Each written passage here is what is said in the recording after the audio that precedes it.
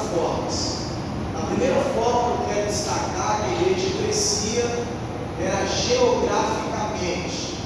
A igreja crescia geograficamente. Pois quando nós pegamos, por exemplo, Atos dos Apóstolos, no capítulo 1, nós iremos notar que a igreja está em Jerusalém. Quando nós pegamos Atos dos Apóstolos, no capítulo 28, a igreja já alcançou os confins da terra, cumprindo o propósito que Jesus havia estabelecido. Quando em certa feita, conversando com os seus discípulos, ele diz: ficai em Jerusalém, até que o alto sejais revestidos de poder, e ser-me-eis testemunhas em Jerusalém, Judeia, Samaria e aos confins da terra. Então nós iremos notar que Jesus estabelece um propósito, e o propósito era alcançar vários rincões, alcançar regiões geográficas, alcançar o mundo. E uma coisa que nós precisamos conscientizar quando Lucas narra o crescimento da igreja, ele nos dá uma ideia do que foi a porta para o crescimento da igreja. Qual foi ou o que fez a igreja acessar, alcançar esse propósito de alcançar várias regiões geográficas. Quando nós estudamos o capítulo 7, o capítulo 8, nós iremos notar que aqui acontece a morte do diácono Estevão. Nós iremos notar que até aqui a igreja está em Jerusalém, ou seja, ainda não cumpriu o propósito que Jesus havia estabelecido. Naquele dia, diz a Bíblia, que houve uma grande perseguição contra a igreja, de forma que, por coincidência, a igreja vai para a Judeia e Samaria. Então, uma coisa que nós precisamos conscientizar, isso é conforto para os nossos corações, que o que fez a igreja alcançar o propósito, que fez a igreja crescer, foi a perseguição. Existe uma coisa que nós precisamos conscientizar em nossas vidas, que as perseguições que enfrentamos, os dias maus que enfrentamos, os desertos que enfrentamos, não é para nos matar, ou muito menos nos desanimar. Nós precisamos conscientizar que no tempo em que nós mais oramos, no tempo em que nós mais jejuamos, no tempo em que nós mais crescemos, é no tempo em que a gente mais apanha, no tempo em que a gente é mais perseguido, e aí que a gente ora mais, e aí que a gente consagra mais. E a verdade é que se nós analisarmos o cuidado de Deus e as maneiras em que Deus trabalha, nós iremos notar que às vezes Deus prefere apertar as coisas, porque se Deus deixar a gente de uma forma tranquila demais, a gente para de orar, a gente para de consagrar. Então deixa eu te dar uma boa notícia nesse sábado de hoje. Essa perseguição é para te fazer crescer, é para te fazer orar mais, é para te fazer consagrar mais. Então nós iremos notar que a primeira forma que Lucas enfatiza que a igreja crescia era geograficamente. A segunda forma que Lucas enfatiza que a igreja crescia era socialmente. Quando nós pegamos, por exemplo, Atos no capítulo 1, vamos notar que a igreja era composta apenas de judeus. Só que quando nós passamos a estudar e examinar Atos dos Apóstolos, nós iremos notar que da forma em que Deus acrescentava irmãos, não havia mais ou apenas judeus, havia gregos, havia gentios. Então a igreja também crescia socialmente. Então nós devemos notar que essa é a segunda forma que Lucas enfatiza que a igreja crescia.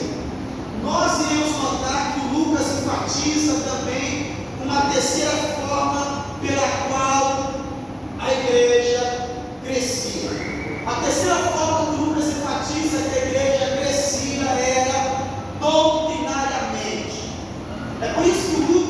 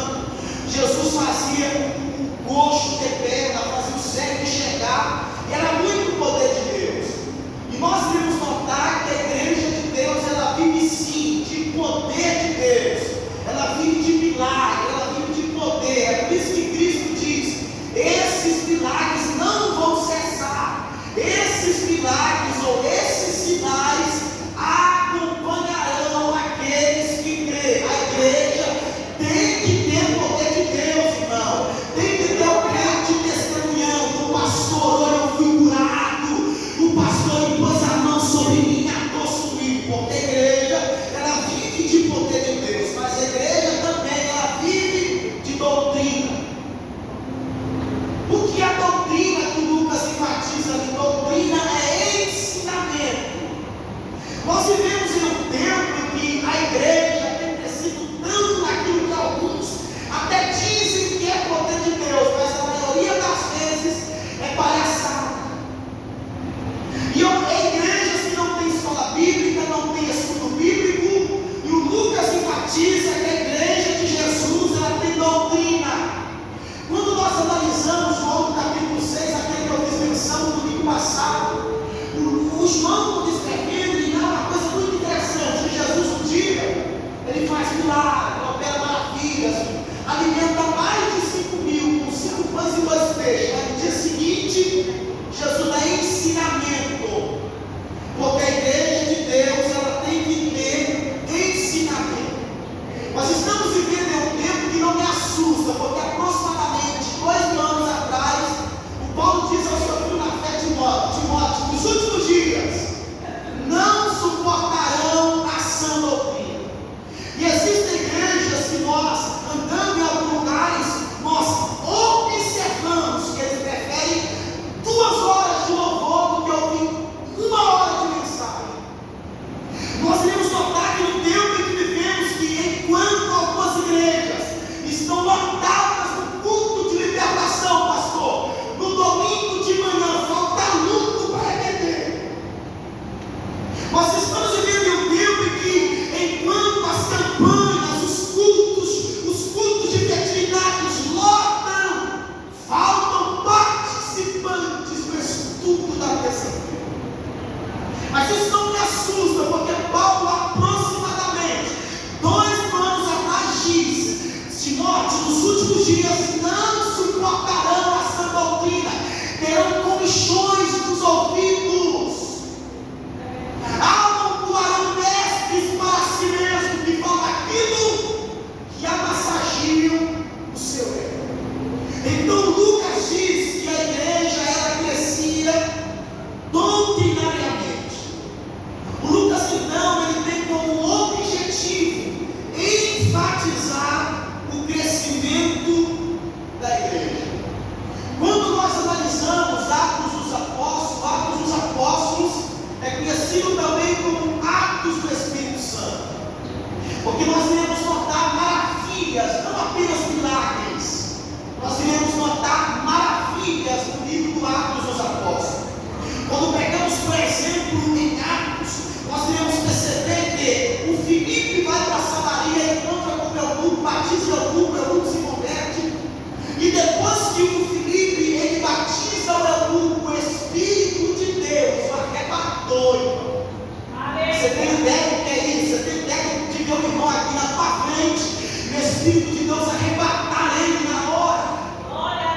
Em Atos 5, nós temos notado que os discípulos foram presos, estão nas cadeias, tudo fechado.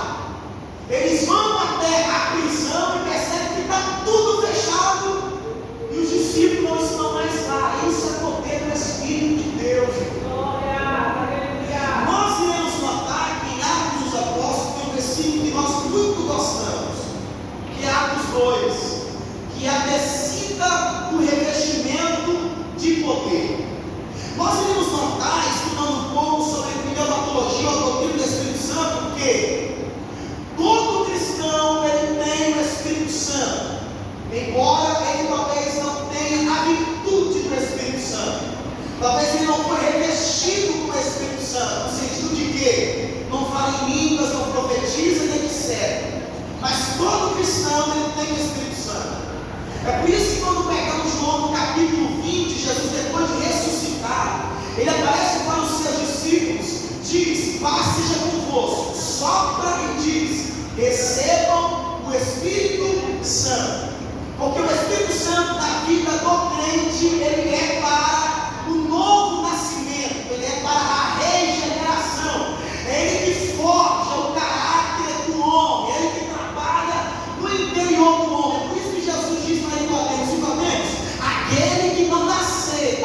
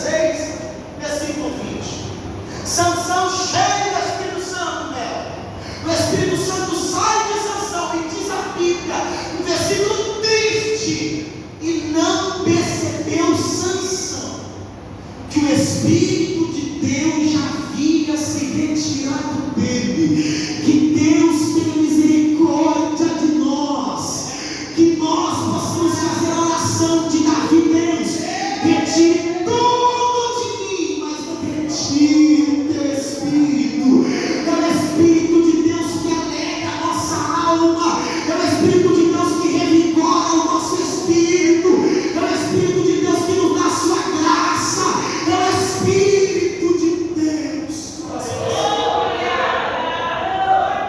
Só que Atos 2 é o versículo que nós muito gostamos, porque diz que no dia de Pentecostes estavam todos reunidos no mesmo lugar e foram vistas por eles línguas repartidas como de fogo, na qual repousaram sobre cada um deles e começaram a falar em outras línguas, e todos foram cheios do Espírito de Deus. Que coisa maravilhosa! A plenitude do Espírito sendo jorrada, não foi pingada. É por isso que em Joel, Pedro citando Joel em Atos 2 diz: isso aqui é o que foi dito por Deus através de Joel nos últimos dias. Diz Deus: eu derramarei. Derramar aqui não tem medida, é jorrar, Rogério. É o Espírito de Deus como fontes de água viva, jorrando sobre a igreja de Jesus. Só que tem um porém aqui que eu gosto mais. Já vou chegar no texto em que lemos. Nós iremos notar que há duas coisas, cara, que antecedem o Pentecostes. A primeira coisa que antecedeu o Pentecostes foi uma coisa que nós, às vezes, ou muitos, não entendem o que é isso: obediência. O primeiro argumento de que a obediência antecede uma vida cheia do Espírito é que Jesus deu uma ordem: ficai em Jerusalém. Somente os que obedeceram e ficaram receberam o Espírito de Deus. É por isso que o Pedro, em Atos 5,32, diz que Deus ortogou, Deus deu o seu Espírito para todos. Não, Deus, ele ortogou, Deus deu o seu Espírito para os que obedecem. Não se engane, irmão, crente desobediente é vazio de Deus, não tem graça de Deus na vida, não tem poder de Deus na vida. Mas crente obediente é cheio do poder e da virtude do Espírito de Deus. A segunda coisa que antecede o Pentecostes é a oração. Perceba-se que Jesus, quando ressuscita, até o dia de Pentecostes passaram-se 50 dias, pois Jesus fica 40 dias com seus discípulos depois de ressuscitar. Sobe e depois de 10 dias acontece o Pentecostes.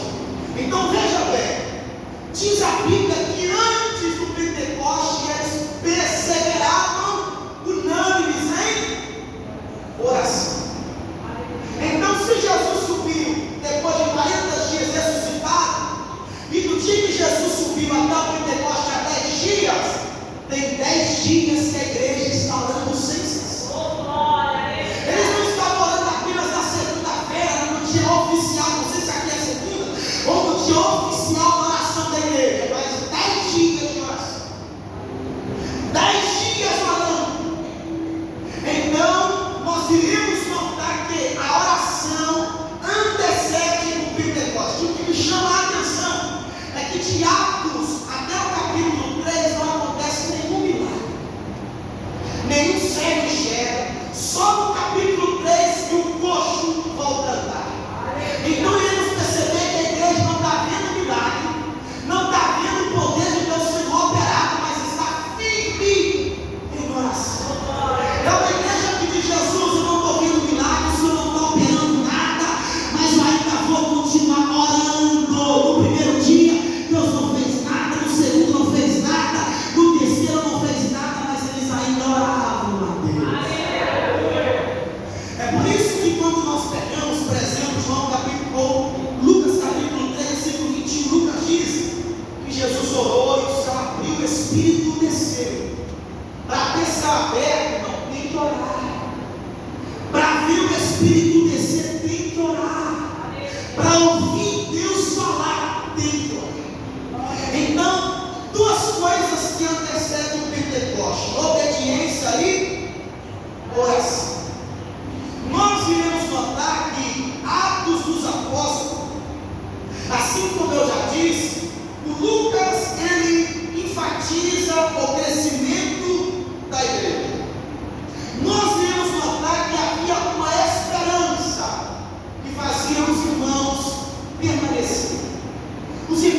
de 2000 anos atrás, ou a igreja primitiva, não é como a gente, cheio de mimimi. A gente passa uma provinha e quer parar de pregar. A gente passa uma dificuldade e quer parar de cantar. A gente é o famoso crente doutor. Nós iremos notar que o Estevão está pregando o seu sermão cristocêntrico. O Estevão está pregando o seu sermão que aponta para Jesus. Pois os apóstolos, a igreja primitiva, eles tinham como objetivo pregar apenas Jesus e nada mais e nada menos do que Jesus.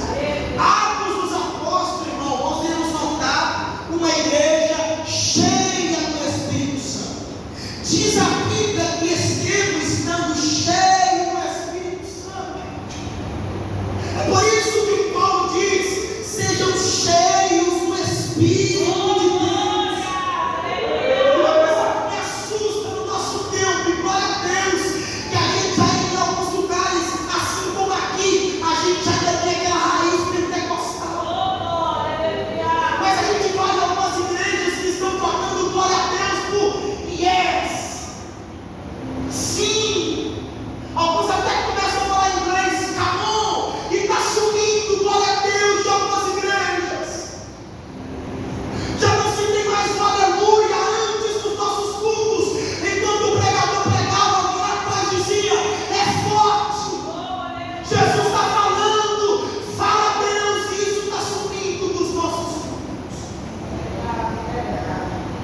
Uma coisa que me preocupa é o que será da nossa geração daqui 20 anos. Os nossos pastores, a cada dia que passa, estão passando mais dificuldade para liderar a igreja de Deus, porque já não se vê mais jovens cheios do Espírito de Deus. A gente vê mais jovens que não tem lado. O que é isso? Tentam de tudo quanto é lado para ajudar o jovem, e não adianta nada. E o que mais me assusta, é que as nossas irmãs de oração estão indo embora. As irmãs que oram estão partindo. E o que será da igreja brasileira daqui 20 anos? Aonde é que Deus vai achar moças com vida de oração para entrar no conjunto de oração, para fazer parte da coluna de oração? Nós não podemos deixar essa raiz do fogo, esse fogo do Espírito, deixar de arder nos nossos cultos, porque Jesus ainda batiza com o Espírito Santo, irmão. Jesus ainda reparte dons para a igreja. Existe uma doutrina de demônio por aí que diz que os dons cessaram, que Jesus não batiza mais, que Jesus não reparte mais línguas estranhas, que Jesus não reparte mais dom de profecia. Mas nós pregamos que Jesus ainda batiza com o Espírito Santo. Jesus ainda reparte dons espirituais.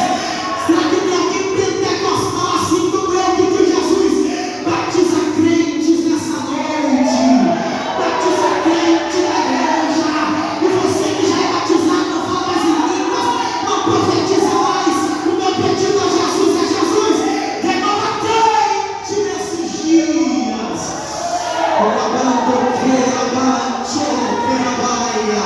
Deixa Jesus te renovar nessa noite, crente. Quanto tempo tem que Jesus não te usa em profecia? Quanto tempo tem que Jesus não te usa para abraçar alguém e dizer: Deus mandou eu te abraçar? Quanto tempo tem que tu não fala mais em línguas, pelo amor de Deus?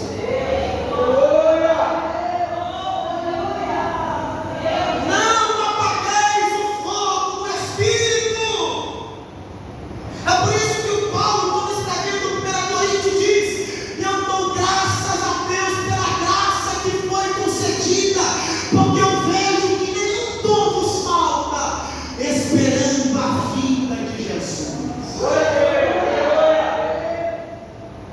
Atos dos Apóstolos enfatiza que Estevão estava cheio do Espírito Santo. É no versículo 55 que lemos, diz que ele estava cheio do Espírito Santo, e depois ele fica fixou os seus olhos no céu. Essa é a esperança de todo cristão. A esperança do cristão está nos céus, nas coisas eternas, nas coisas que não são temporais, mas nas coisas atemporais. Por isso que o Pedro, em certa feita de Jesus, olha, eu sei que ontem o Senhor me deu pão, porque o Senhor multiplicou muito pão para a gente. Hoje, o Senhor não deu pão, mas para quem eu irei, Jesus? O Pedro está dizendo mais ou menos assim: Jesus, eu não quero simplesmente coisas momentâneas ou coisas temporais, eu quero coisas eternas. Eu estou com o Senhor, não é por causa do pão, eu estou com o Senhor por causa das coisas eternas que o Senhor nos fala. Aí o Estevão, ele olha para o céu e viu a glória de Deus. A esperança dos irmãos primitivos era nada mais, pastor, e nada menos do que o céu. Irmão, para pensar comigo, em Coríntios, em Filipenses, Paulo está dizendo: olha, de todos os lados eu sou pressionado. Só que Paulo diz: eu desejo partir. O partir que o Paulo está dizendo ali é a morte. Paulo está dizendo: eu desejo partir para estar com Cristo. Partir do grego é análisis. E o que é análisis? Quando alguém dizia estou partindo, era o mesmo que alguém quando pegava um barco, ele içava as velas, ou levantava as velas e gritava: estou partindo. Porque no grego, partir é fazer uma viagem. Então o que o Paulo está dizendo: eu desejo partir para estar com Cristo, é o seguinte: a morte não é o final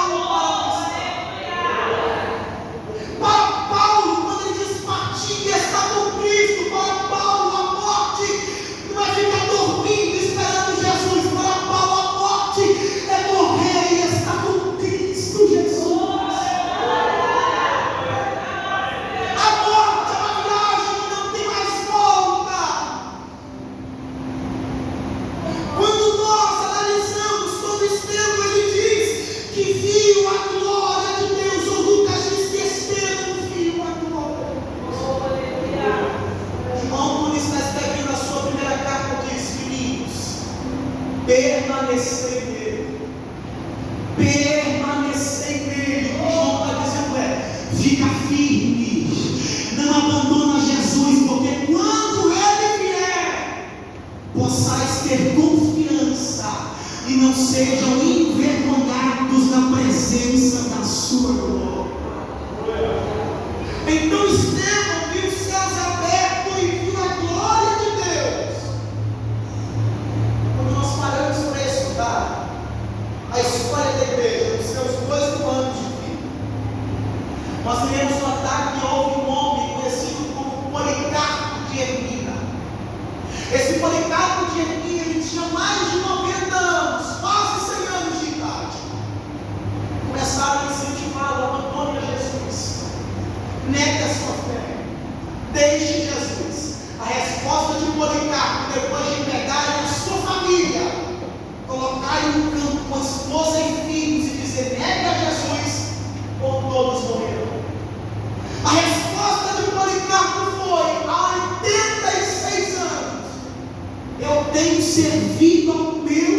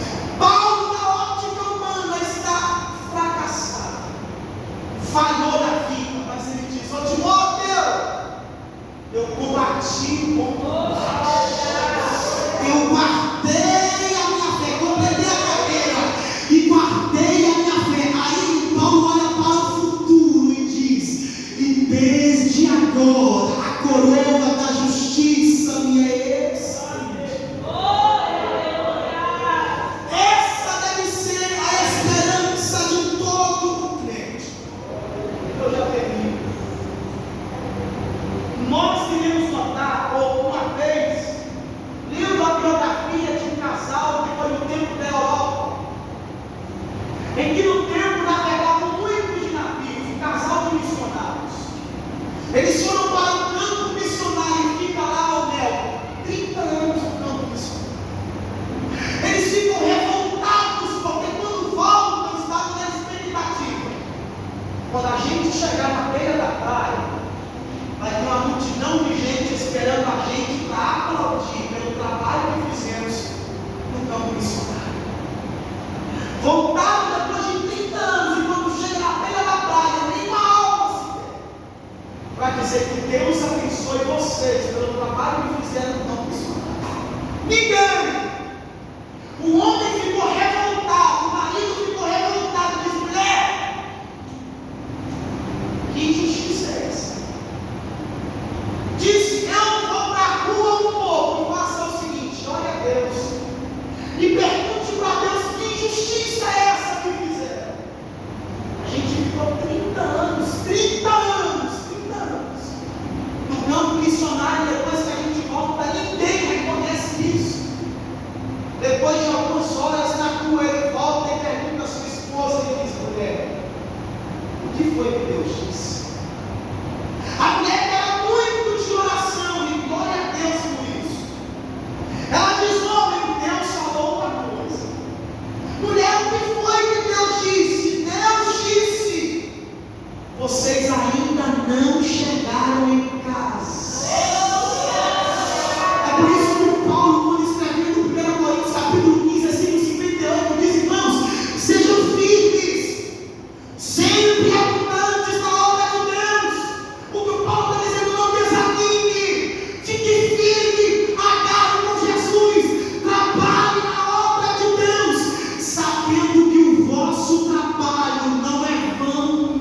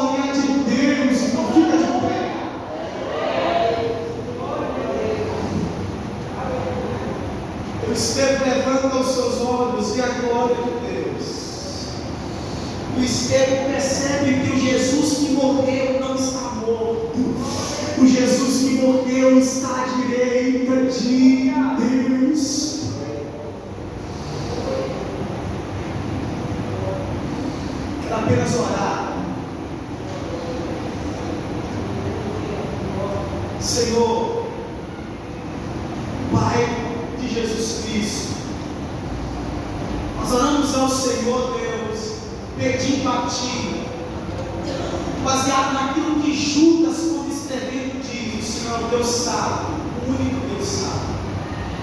Tu és aquele que é poderoso, poderoso para nos impedir de tropeçar. O Senhor é poderoso para nos manter firme até a volta de Jesus. Jesus, ajude-nos a fazer alguns, ou rever alguns conceitos em nossa vida, na caminhada da fé, para que nós possamos estar firmes com Jesus. porque nós teremos, Jesus, ir para o céu. Nós queremos estar contigo eternamente, porque essa é a nossa esperança. Jesus, os nossos dias estão contados e nada pode nos livrar da morte, a menos a tua volta gloriosa ou o arrebatamento da tua igreja. Então eu te peço agora, Jesus, nos ajude a não cair, Jesus. Ajude-nos a não olhar para trás, que nós queremos alcançar as coisas celestiais e ter aquele gostinho de que valeu a pena. Jesus, eu me lembro daquilo que o Senhor disse aos seus discípulos: agora vocês estão tristes, mas outra vez eu vos verei, a vossa tristeza se converterá em alegria. O Senhor disse que a caminhada da fé é como uma mulher gestante que está no parto, que na hora do parto sente muita dor, mas depois que a criança sai, a mãe já não se lembra mais da dor, pela alegria de ter nascido um homem no mundo. Jesus, nós reconhecemos que a dor da vida cristã não se compara com a alegria que o Senhor vai nos proporcionar nas mansões celestiais. Por isso eu oro ao Senhor agora, Jesus, nos ajude, nos dê a tua mão, fortaleça-nos, mesmo com lágrimas nos olhos, mesmo que esmurrando a nossa carne, nos ajude a estar com Cristo para a glória do teu nome, Jesus. Assim eu oro, crendo que o Senhor nos ouve, Jesus. Amém.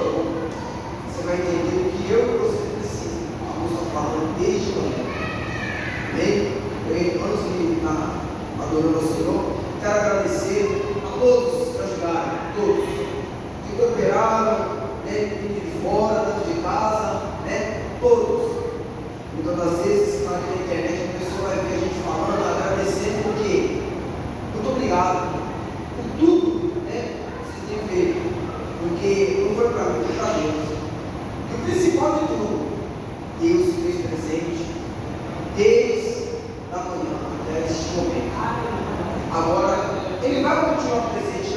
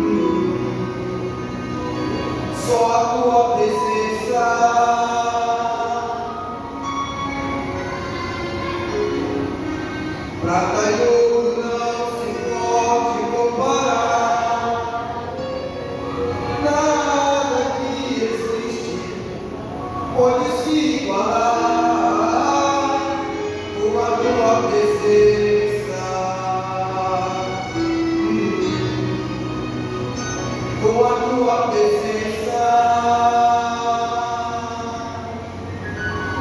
É a tua presença. É a tua presença que me faz descansar, que me faz esperar, que me faz confiar em ti.